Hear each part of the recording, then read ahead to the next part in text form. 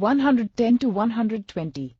जीने की राह है 111 कि सुखदेव ऋषि के द्वारा सुनाई कथा से राजा परीक्षित का मन संसार से हटकर स्वर्ग की प्राप्ति के लिए प्रेरित हो गया था, जिस कारण से मृत्यु के उपरांत उस जन्म में राज के दौरान किए पुण्यों के फलस्वरूप स्वर्ग चला गया। जन्म मरण का चक्र अभिशेष है। काल ब्रह्म के लोक में स्वर्ग महास्वर्ग ब्रह्मलोक प्राप्ति को ही उद्धार हुआ मानते हैं, जो संपूर्ण आध्यात्मिक ज्ञान के टोटे का परिणाम है। काल ब्रह्म के लोक वाला उद्धार भी पृथ्वी के किसी ऋषि पंडित के स्तर का नहीं है, क्योंकि इनका पाठ व कथा यानी सत्संग करने में मान बड़ा उद्देश्य रहता है।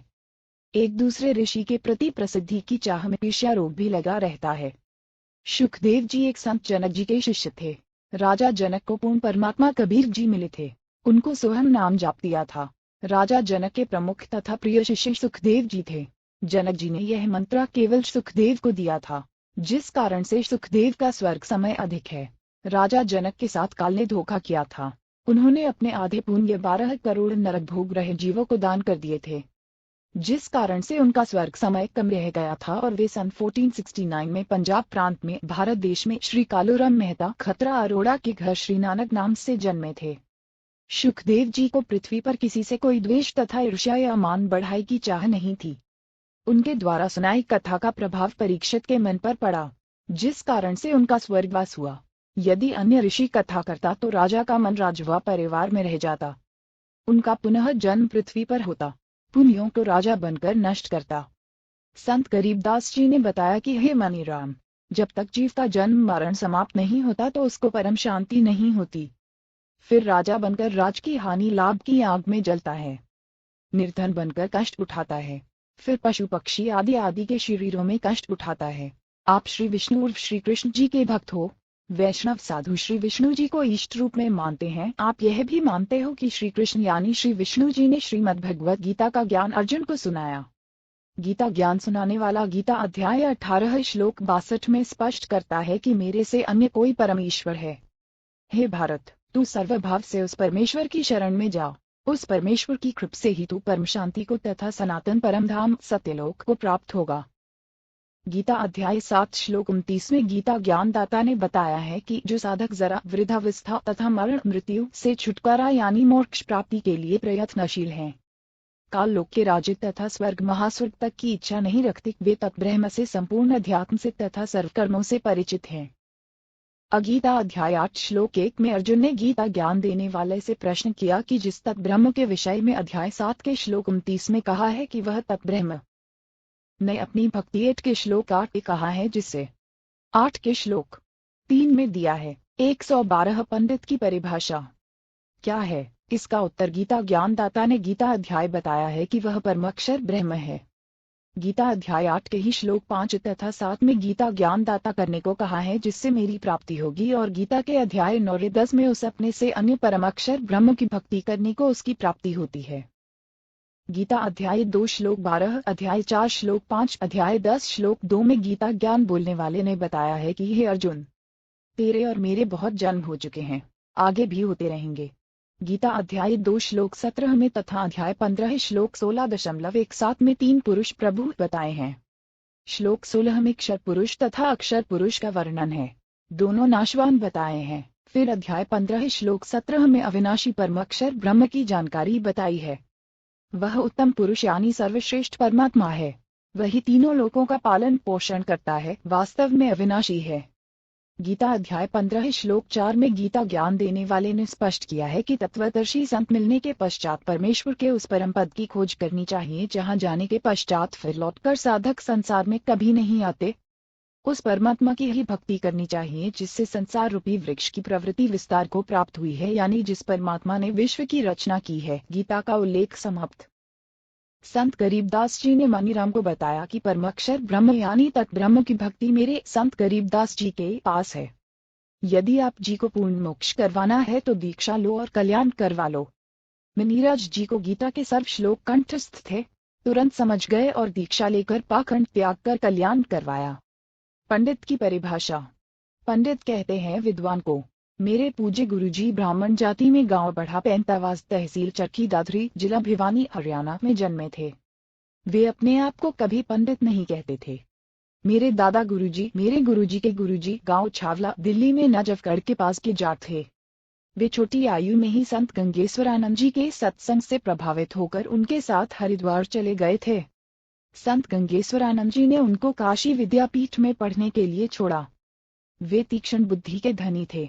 4 विषयों में आचार्य की डिग्री प्राप्त की, जिस कारण से जाट होते हुए भी पंडित चिदानंद जी के नाम से पुकारे जाते थे। गांव गोपालपुर, तहसील खरखोदा, जिला सोनीपत, प्रांत हरियाणा में उनका आश्रम है। उस पर बोर्ड लगा है, पंडित चिदानंद जी, गरीबदासी आश्रम, गोपालपुर। उनका नाम चिदान जी था। कोई ब्राह्मण। जीने की राह है 113। भाई दुख ना माने, इसलिए पंडित की परिभाषा बताना अनिवार्य था, सो बताई है। सुदामा जी पंडित थे। सुदामा जी ब्राह्मण कुल में जन्मे थे। निर्धनता चरम पर थी। कई बार बच्चे भी भूखे सो जाते थे। सुदामा जी की धर्मपत्नी को पता था कि द्वारिका के राजा श्री कृष्ण जी के साथ सुदामा जी की अच्छी मित्रता रही है। पत्नी ने बहुत बार कहा कि आप अपने राजा मित्रा कृष्ण से कुछ धन मांग लाओ। सुदामा जी कहते थे कि पंडित का काम मांगना नहीं होता, परमात्मा के विधान को समझकर उसके अनुकूल जीवन यापन करना होता है। गरीबदास जी ने भी कहा है कि गरीब नट पेड़ना कांज सांसी मांगत है भटियारे, जिनकी भक्ति में लौ लागी वो मोती दे तो धारे। गरीब जो मांगे सो बड़ुआ कहिए, दर दर फिरे अवनानी। जोगी जोग संपूर्ण जाकर मान ना पीवे पानी। परंतु पत्नी के बार बार आग्रह करने पर विप्र सुदामा जी अपने मित्रा श्री कृष्ण जी के पास चले गए। श्री कृष्ण जी ने उनका विशेष सत्कार किया, चरण तक धोए और कुशल मंगल पूछा तो पंडित सुदामा जी ने कहा कि हे भगवान, मुझे किसी वस्तु की आवश्यकता नहीं है, आपकी कृपा से ठीक निर्वाह हो रहा है। एक सप्ताह श्री कृष्ण जी के पास रुककर सुदामा जी घर को चल पड़े। एक बार भी नहीं कहा कि कुछ धन दे दो। वे जानते थे कि कबीर बिन मांगे मोती मिले, मांगे मिले न भीख, मांगन से मरना भय, यह सतगुरु की सीख। श्री कृष्ण जी राजा थे। अपने मित्र की स्थिति को समझकर विश्वकर्मा जी को आदेश देकर एक सप्ताह में सुदामा जी का महल बनवा दिया तथा बहुत सारा धन भी दे दिया। पंडित सुदामा जी अपने धर्म कर्म पर डटे रहे, जिस कारण से उनको लाभ हुआ। इसे पंडित कहते हैं। जो मांगे सो बड़ुआ कहलाता है, पंडित की यह परिभाषा है। प्रसंग चल रहा है। दीक्षा नाम लेने के पश्चात भक्त की आस्था संसार तथा परमात्मा में कैसी होनी चाहिए। उस प्रसंग में पवित्र कबीर सागर ग्रंथ के अध्याय अनुराग सागर में परमेश्वर कबीर जी ने अपनी प्रिय आत्मा धर्मदास जी को इस प्रकार बताया है। अध्याय अनुराग सागर का सारांश। अनुराग सागर पृष्ठ 3 सेकंड 5 तक का सारांश। पृष्ठ 3 सेकंड। धर्मदास जी ने परमेश्वर कबीर जी से प्रश्न किया। प्रश्न: प्रभु, दीक्षा प्राप्ति के पश्चात परमेश्वर में कैसी आस्था होनी चाहिए। उत्तर: परमेश्वर कबीर जी ने बताया है कि जैसे मृग हिरण शब्द पर 114 अध्याय अनुराग सागर का सारांश आसक्त होता है, वैसे साधक परमात्मा के प्रति लग लगावे है। युव हिरण मृग पकड़ने वाला एक यंत्र से विशेष शब्द करता है जो हिरण को अत्यंत पसंद होता है। जब वह शब्द बजाया जाता है तो हिरण उस ओर चल पड़ता है और शिकारी जो शब्द कर रहा होता है उसके सामने बैठकर मुख जमीन पर रखकर समर्पित हो जाता है, अपने जीवन को दांव पर लगा देता है।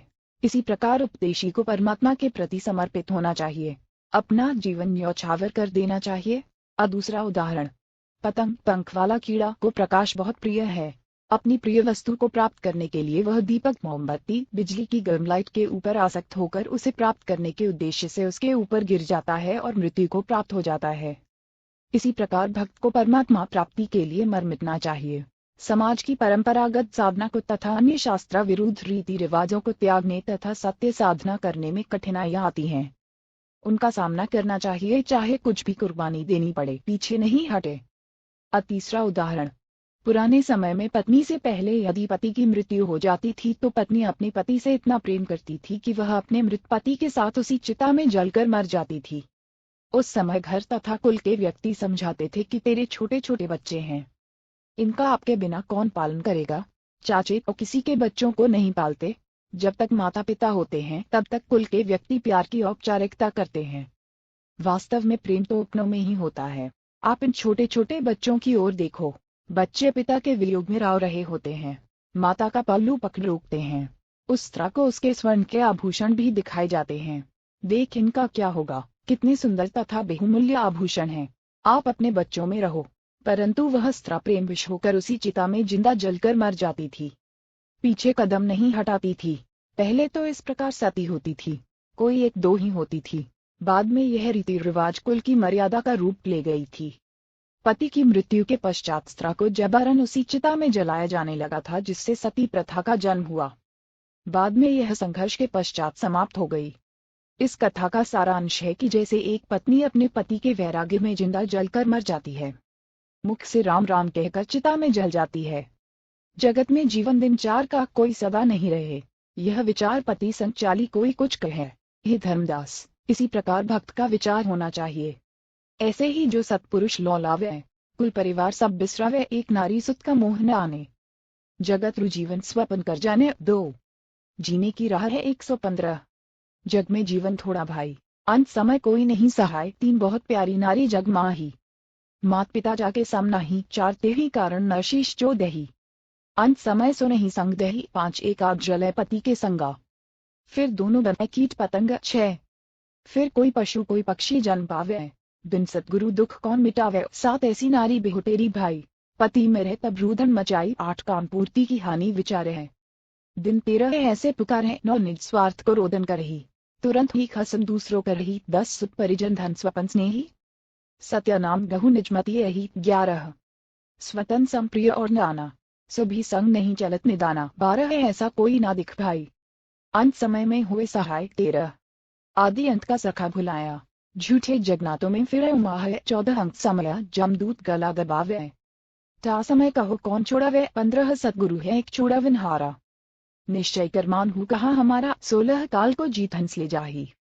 अविचल देश जहाँ पुरुष रहा ही, 17 जहाँ जाए सुख होय अपारा, बहुर न आवे संसारा, 18 ऐसा दृढ़ मता कराही, जैसे सूरालित लड़ाई, 19 टूक टूक हो मरे रण के माही, पूठा कदम बेहू हटावे न आही, 20 जैसे सती पति संग जरही, ऐसा दृढ़ निश्चय जो करही, 21 साहिब मिले जा कीर्ति हुई, विश्वास कर देखो कोई, 22 हम है राह बतावन हारा, माने बचन भव उतरे पारा, 23 छल का पथम नहीं कराही, निस्वार्थ परमार्थ करते भाई, 24 जीविक जो शरण पुरुष की जावे, प्रचारक को घना पुण्य पावे, 25 कोटि धेनु जो कटत बचाए, ऐता धर्म मिले प्रचारकता ही, 26 लावे गुरु शरण दीक्षा दिलावे, आप अनाथ आपे सब कुछ गुरु को बतावे, 27 जो कोई प्रचारक गुरु बनी बैठे, परमात्मा रूठे काल का नट है, 28 लाख 28 झूठे गुरु रोवे, पड़े नरक में ना सुख सोवे, 29 सब कहे भूल भई भारी, हे सतगुरु सुध लेवो हमारी, 30 वो ए बबूलाम कहाँ खाई, कोटि जीवन को नरक पठाई, 31 ऐसी गलती न कर हूँ सुजाना, सत्य वचन मानो प्रमाना, 32 उपरोक्त वाणियों का भावार्थ है कि जब लड़का युवा होता है तो उसका विवाह हो जाता है, विवाह के पश्चात माता पिता से भी अधिक लगाव अपनी पत्नी में हो जाता है, फिर बच्चों से ममता हो जाती है, यदि पति की मृत्यु हो जाती है तो पत्नी साथ नहीं जाती, कुछ समय पश्चात यानी 13वीं क्रिया के पश्चात छोटे बड़े पति के भाई के साथ सगाई विवाह कर लेती है, पति को पूर्ण रूप से भूल जाती है। यदि कोई अपने पति के साथ 116 अध्याय अनुराग सागर का सारांश जल मरती है तो अगले जन्म में पक्षी या पशु योनि में दोनों भटक रहे होंगे। जिस पत्नी के लिए पुरुष अपनी गर्दन तक कटा लेता है, यदि कोई किसी की पत्नी को बुरी नजर से देखता है, मना करने पर भी नहीं मानता है, तो पति अपनी पत्नी के लिए लड़ मरता है, फिर वही पत्नी पति की मृत्यु के उपरांत अन्य पुरुष से मिल जाती है। यह भले ही समय की आवश्यकता है, परंतु भक्त के लिए ठोस शिक्षा है। इसी प्रकार किसी व्यक्ति की पत्नी की मृत्यु हो जाती है तो वह कुछ समय उपरांत दूसरी पत्नी ले आता है। पत्नी अपने पति के लिए अपना घर, भाई बहन, माता पिता त्याग कर चली आती है, परंतु पत्नी की मृत्यु के उपरांत स्वार्थ के कारण रोता है। परंतु जब अन्य व्यक्ति विवाह के लिए कहते हैं तो सब भूलकर तैयार हो जाता है। भावार्थ है कि सब स्वार्थ का नाता है, इसलिए सत्य भक्ति करके उस सत्य लोक में चलो जहाँ पर जरा वृद्धावस्था तथा मरण मृत्यु नहीं है। आगे चेतावनी दी है कि हे भक्त, अपने शरीर के समान इंसान को कुछ भी प्रिय नहीं होता। अपने शरीर की रक्षार्थ लाखों रुपए इलाज जत्मजुमदच में खर्च कर देता है, यह विचार करके कि यदि जीवन बचा तो मेहनत मजदूरी करके रुपए तो फिर बना लूंगा, यदि रुपए नहीं होते हैं तो संपत्ति को भी यही विचार करके बेच देता है और अपना शरीर बचाता है। परमेश्वर कबीर जी ने समझाया कि हे धर्मदास, स्वतनु संप्रिय और नाना, सभी संग न चलत निदाना। अपने शरीर के समान अन्य कुछ वस्तु प्रिय नहीं है, वह शरीर भी आपके साथ नहीं जाएगा। फिर अन्य कौन सी वस्तु को तू अपना मानकर फूले और भगवान फूले फिर रहे हो। सर्व संपत्ति तथा परिजन एक स्वप्न जैसा साथ है। कबीर परमेश्वर जी ने कहा है कि मेरी अपनी राय यह है कि पूर्ण संत से सत्य नाम सत्य साधना का मंत्र लेकर अपने जीव का कल्याण करा, और जब तक आप स्वप्न संसार में हैं तब तक स्वप्न देखते हुए पूर्ण संत की शरण में जाकर सच्चा नाम प्राप्त करके अपना मोक्ष कराओ। सर्व प्राणी जीवन रूपी रेलगाड़ी जतनपथ में सफर कर रहे हैं। जिस डिब्बे जुमदच में बैठे हो वह आपका नगर है। जिस सीट पर बैठे हो वह आपका परिवार है। जिसकी यात्रा पूरी हो जाएगी वे अपने अपने स्टेशन पर उतरते जाएंगे। यही दशा इस संसार की है। जैसे यात्रियों को मालूम होता है कि हम कुछ देर के साथी हैं। सभ्य व्यक्ति उस सफर में प्यार से रहते हैं, एक दूसरे का सहयोग करते हैं। इसी प्रकार हमें अपने स्वप्न वाले समय को व्यतीत करना है। स्वप्न टूटेगा यानी शरीर छूटेगा तो पता चलेगा यह क्या था। वह परिवार तथा संपत्ति कहाँ है जिसको संग्रह करने में अनमोल जीवन नष्ट कर दिया। संसार के अंदर परमात्मा के अतिरिक्त ऐसा कोई नहीं है जो मृत्यु के समय में आम के दूत कंठ को बंद करेंगे उस समय आपकी सहायता करे। जीने की राह 117। परमेश्वर उसी की मदद करता है जिसने पूर्ण संत से दीक्षा ले रखी होगी। परमेश्वर उस सतगुरु के रूप में उपदेशी की सहायता करता है। इसलिए सतगुरु जी की शरण में आने के पश्चात ज्ञानवान साधक परमेश्वर में ऐसी लगन लगाए जैसी 1 अण मृग, 2 अण पतंग, 3 अण सती, 4 अण शूरवीर लगाते हैं। अपने उद्देश्य से पीछे नहीं हटते। शूरवीर टुकड़े टुकड़े होकर पृथ्वी पर गिर जाना बेहतर मानते हैं। पीछे कदम नहीं हटाते। पुराणों में तथा श्रीमद् भगवद गीता अध्याय 2 श्लोक 38 में कहा है कि अर्जुन, यदि सैनिक युद्ध में मारा जाता है तो स्वर्ग में सुख प्राप्त करता है। भक्त भक्ति मार्ग में संघर्ष करते हुए भक्ति करके शरीर त्याग जाता है तो सतलोक सुख सागर में सदा के लिए सुखी हो जाता है। जन्म मरण का संकट सदा के लिए समाप्त हो जाता है। जैसे हमारा जन्म पृथ्वी पर हुआ, हमारे को ज्ञान नहीं था कि हम किसके घर पुत्रा या पुत्रा रूप में जन्म लेंगे। फिर हमारे को नहीं पता था कि हमारा विवाह संयोग किसके साथ होगा। यह भी ज्ञान नहीं था कि हमारे घर बेटा जन्म लेगा या बेटी। यह सब पूर्व जन्म के संस्कारवश होता चला गया। आपस में कितना प्यार तथा अपनापन बन गया। सदा साथ रहने की इच्छा रहती है। कोई ना मरे यह कामना करते रहते हैं। इस काल ब्रह्म के लोक में कोई सदा नहीं रहेगा। एक एक करके पहले पीछे सब मरते जाएंगे। सारे जीवन में जो संपत्ति इकट्ठी की थी वह यहीं रह जाएगी। जीव खाली हाथ जाएगा, परंतु जो पूर्ण संत से सच्चे नाम की दीक्षा लेकर साधना करेगा वह सत्यलोक चला जाएगा। वहां पर ऐसे ही जन्म होगा जैसे पृथ्वी पर होता है। उसी प्रकार परिवार बनता चला जाएगा। वहां पर कोई कर्म नहीं करना पड़ता। सर्व खाद्य पदार्थ प्रचुर मात्रा में सत्यलोक में है। सदाबहार पेड़ पौधे, फुलवाड़ी, मेवा, काजू, किशमिश, मिनुखा, दाख आदि दूधों के समुद्र, क्षीर समुद्र है। सतलोक में वृद्ध अवस्था नहीं है, मृत्यु भी नहीं है। इसको अक्षय मोक्ष कहते हैं, पूर्ण मुक्ति कहते हैं, जो गीता अध्याय 18 श्लोक 62 तथा अध्याय 15 श्लोक 4 में कहा है, तथा जिस सिद्धि मोक्ष शक्ति को नैष्कर्म्य सिद्धि कहा है, जिसका वर्णन गीता अध्याय 3 श्लोक 4 अध्याय 18 श्लोक 49 सेकंड 62 में है। इस काल ब्रह्म यानी ज्योति निरंजन के 21 ब्रह्मांडों के क्षेत्र में सर्व प्राणी कर्म करके ही आहार प्राप्ति करते हैं। सत्यलोक में ऐसा नहीं है। वहाँ बिना कर्म किए सर्व सुख पदार्थ प्राप्त होते हैं। जैसे बाग में फलों से लदपद वृक्ष तथा बेल होते हैं, फल तोड़ो और खाओ। सर्व प्रकार का अनाज भी ऐसे ही उगा रहता है। सदा बहार है, जो इच्छा है बना रहो और खाओ। वहाँ पर खाना बनाना नहीं पड़ता। भोजनालय में रखो, जो खाना चाहते हो अपने आप तैयार हो जाता है। यह सब परमेश्वर की शक्ति से होता है। उस सतलोक शाश्वत स्थान को प्राप्त करने के लिए आप जी को सती तथा शूरमा की तरह कुर्बान होना पड़ेगा। भावार्थ है कि अपने उद्देश्य यानी पूर्ण मोक्ष प्राप्ति के लक्ष्य को प्राप्त करने के लिए संसार के सर्वलोभ लाभ त्यागने पड़े तो विचारने की आवश्यकता नहीं है। तुरंत छोड़ो और अपने स्मरण ध्यान में मगन रहो। यदि सतगुरु की शरण ग्रहण नहीं की। 118 अध्याय अनुराग सागर का सारांश। तो जिस समय अंत समय आएगा तब भक्तिहीन प्राणी के कंठ को यमदूत बंद करते हैं। उन यमदूतों से परिवार का कोई व्यक्ति नहीं छुड़वा सकता। केवल सतगुरु जी उस आपत्ति के समय सहायता करते हैं। इसलिए परमेश्वर कबीर जी ने कहा है कि अंत समय जमदूत गला दबावे, ता समय कहो कौन छुड़ावे। सतगुरु एक छुड़ावनहारा, निश्चय करमान हु कहा हमारा। यदि कोई भक्त ज्ञान समझकर दीक्षित होकर अन्य भोले भूले जीवों को ज्ञान चर्चा करके सत्य ज्ञान प्रचार द्वारा सतगुरु शरण में लाकर दीक्षा दिलाता है तो उसको एक जीव को सत्य भक्ति मार्ग बताकर गुरु से दीक्षा दिलाने का इतना पुण्य होता है जितना 1 करोड़ गायों को कसाई से बचाने का मिलता है। एक मानव का जीवन इतना बहुमूल्य तथा इतने पुण्यों से प्राप्त होता है। यदि कोई मूर्ख प्रचारक मान बढ़ाई के वश होकर स्वयं दीक्षा देता है, स्वयं गुरु बन बैठता है, तो वह महापराधी होता है। उससे परमेश्वर रुष्ट हो जाता है तथा काल उसको कान पकड़कर घसीट कर ले जाता है, जैसे खटक कसाई बकरे बकरी को ले जाता है। कबीर सागर के अध्याय अम्बुसागर पृष्ठ 48 पर प्रमाण है कि तब देखा दूत ने कह जाए 84 तहा कुंड बनाई, कुंड कुंड बैठे यमदूता, देव जीवन कह कष्ट बेहुता। तहाँ जाए हम ठाठ खड़े रहावा, देखत जीव बिने बहुत लावा। झूठे कड़िहार नकली सतगुरु की दशा, पैटे मार जीव करे बहु शोरा। बांध बांध कुंडन में बोरा, लाख 28 पड़े कड़िहारा। बहुत कष्ट तहाँ करत पुकारा, हम भूले स्वार्थ संगी, अब हमरे नाही अर्दंगी। हम तो जरत हैं अग्नि मंझारा, अंग अंग सब जरत हमारा।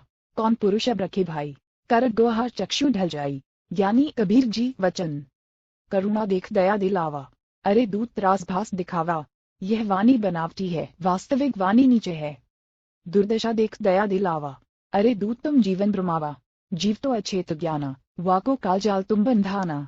84 दूत ने कहा बांधा, शब्द डोर 14 यम सांधा। तब हम सब हंत हमारा, तुम हो जाले मिट पारा। हमरे भगतन को तुम भ्रमावा, पल पल सुरती जीवन दिगावा। गही चोटी दूत खसियाए, यम रूदूत विनय तब लाए। दूत जो नकली कड़ेहार बने थे, वचन चुक हमारी क्षमा कर दी जाए। मन माने तस आज्ञा की जाए। हम तो धनी काल कह्योर जसकीन हा, सो वचन मन हम लीन हा। जीने की राह है 119। अब नहीं जीव तुम्हारा भ्रमावे, हम नहीं को बेहु गुरु कहावे। ज्ञानी कबीर जी वचन, सुन ज्ञानी बेहुटे हंसाए। दूत दुष्ट बंध न छोड़ो जाई, पल जीवन सुख देना, तब संसार गमन हम कीन्हा। भावार्थ, कबीर परमेश्वर जी ने बताया कि जो झूठे सतगुरु बनकर मान बढ़ाई के वश होकर काल प्रेरणा से भोले जीवों को भ्रमाया करते थे, उनको भी दंड मिलता है, उनको भी नरक में डालकर यातनाएं दी जाती हैं। जब मैं उस नरक के पास गया जिसमें वे मान बढ़ाई के भूखे नकली कड़िहार संसार से काटने वाले यानी सतगुरु शंकर महिमा बनाए हुए थे, लाखों जीवों को शिष्य बनाकर नरक में ले गए। फिर परमेश्वर के विधान अनुसार वे भी अपराधी होने के कारण नरक में पड़े थे। उस नरक क्षेत्र में कुंड बने हैं, प्रत्येक कुंड में जीव पड़े हैं तथा यमदूत सता रहे हैं। वे 28 लाख नकली सतगुरुओं ने मुझे देखकर अर्जी लगाई कि हमें बचा लो प्रभु। कारण यह था कि जो यमदूत उन्हें नरक में मार पीट रहे थे, वे सब परमेश्वर कबीर जी की शक्ति के सामने कांपने लगे। इस कारण से उन नकली सतगुरुओं को लगा कि ये कोई परम शक्ति वाले देव हैं। परमेश्वर कबीर जी ने कहा कि तुमने भोले जीवों को भ्रमित किया, अपने आप को पूर्ण सतगुरु सिद्ध किया। तुम्हें पता भी था कि तुम्हारे पास नाम दीक्षा का अधिकार नहीं, तुम्हें पूर्ण मोक्ष का ज्ञान नहीं। अपने स्वार्थवश लाखों मनुष्यों के अनमोल जीवन का नाश कर दिया, वे काल जाल में फंसे रह गए। फिर मैंने उन दूतों काल के बनाए कड़िहारों को तथा अन्य यमदूतों को मारा, चोटी पकड़कर घसीटा। फिर नकली सतगुरुओं ने कहा कि हमने तो अपने धनी यानी मालिक काल ब्रह्म की आज्ञा का पालन किया है, अब आप जैसे कहोगे हम वैसे करेंगे। मैंने कहा कि अब तुमको छोड़ा नहीं जाएगा। जो जीव उन नकली गुरुओं के शिष्य बनकर जीवन नष्ट कर गए थे, वे भी वहीं उनके साथ नरक में पड़े थे। जब तक मैं कबीर परमेश्वर जी वहां रहा, उन जीवों को नरक का कष्ट नहीं हो रहा था। इस प्रकार उनको कुछ समय का सुख देकर वहां से चलकर संसार में आया। मेरे आने के पश्चात वे नकली गुरुओं तथा उनके भौंदू शिष्यों को फिर से नरक की यातना प्रारंभ हो गई। इसलिए पूर्वोक्त वाणी में कहा है कि यदि कोई प्रचारक स्वयं गुरु बन बैठा तो परमेश्वर रुष्ट हो जाएगा और काल का निंदेगा अर्थात कष्ट देगा। इसलिए हे सज्जन पुरुष, कभी ऐसी गलती न करना, मेरे वचन को प्रमाणित मानना। भक्त का स्वभाव कैसा हो? अनुराग सागर के पृष्ठ 6 सेकंड वाणी नम 7 सेकंड 17 धर्मदास वचन। मृतक भाव प्रभु कहो बुझाई, जाते मन की तपनी नसाए, के ही विधि मर्त कहो यह जीवन, कहो विलोए नाथ मृथन। 120 अध्याय अनुराग सागर का सारांश। कबीर वचन मृतक के दृष्टांत उदाहरण। धर्मदास यह कठिन कहानी, गुरु गमते कोई विरले जानी। भरिंगी का दृष्टांत उदाहरण। मृतक होए के खोज ही संता, शब्द विचरी गए हैं मैं गुणता। जैसे भरिंग कीट के पास आ, कीट गहो भरिंग शब्द की आशा। शब्द घातक में हिते ही डारे, भराएंगी शब्द कीट चोर धारे। तब लेगो भराएंगी निज गेहा, स्वाति देहा कीन्हो समदेहा। भराएंगी शब्द कीट जो माना, वरण फेड़ आपन कर जाना। बिरला कीट जो होए सुखदाई, प्रथम आवाज कहे चितलाए। कोई दूजे कोई तीजे माने, तन मन रहित शब्द हित जाने। भराएंगी शब्द कीट ना गहरी, तो पुनि कीट आश्रय रही। एक दिन कीट गहे सी भरिंग भाषा, वरण बदले पूर्वे आशा। मृतक के और दृष्टांत। अनुराग सागर के पृष्ठ 7 सेकंड वाणी नम 7 सेकंड 20 सुनहु संत यह मृतक सुभाओ, बिरला जीव पीव मग्धाओ, और सुनहु मृतक का भेवा, मृतक होए सतगुरु पद सेवा। मृतक छोहत जय शब्द उधारे, छोहत जय तो जीव उबारे। पृथ्वी का दृष्टांत। जस पृथ्वी के गंजन हुई, चित अनुमान गहे गुण सोई, कोई चंदन कोई विष्टा डारे, कोई कोई कृषि अनुसारे, गुण अगुण तिन सम कर जाना, तज विरोध अधिक सुख माना। ऊख का दृष्टांत। और मृतक भाव सनी लेहू, निरखी पर रखी गुरु में गुपगु देहूं। जैसे एक किसान उगावे, रटी रटी कर देह काटावे, कोलहु मह पुनि ताही पिरावे, पुनि का राह में खूब उठवे। निज तनु दाहे गुरतब होई, बहुरी ताव देखान विलोई, ताहु मान ही ताव पुनि दीन्हा। चीनी तबे कहावन लीन्हा, चीनी हुए बेहुरत तंजारा, ताते मिस्री हने अनुसारा। मिस्री ते जब कम कहावा, कहे कबीर सबके मन भावा। यही विधि ते जोशिश करही, गुरु कृप सहजे भवतरी। भावार्थ। अनुराग सागर पृष्ठ 6 पर लिखी पंक्ति नम 7 सेकंड 17 तक का भावार्थ है कि धनी धनदास जी ने परमेश्वर कबीर जी से विनय पूर्वक प्रश्न किया कि हे प्रभु, मुझे मृतक का स्वभाव समझाओ, कैसा होता है, किस प्रकार जीवित मरना,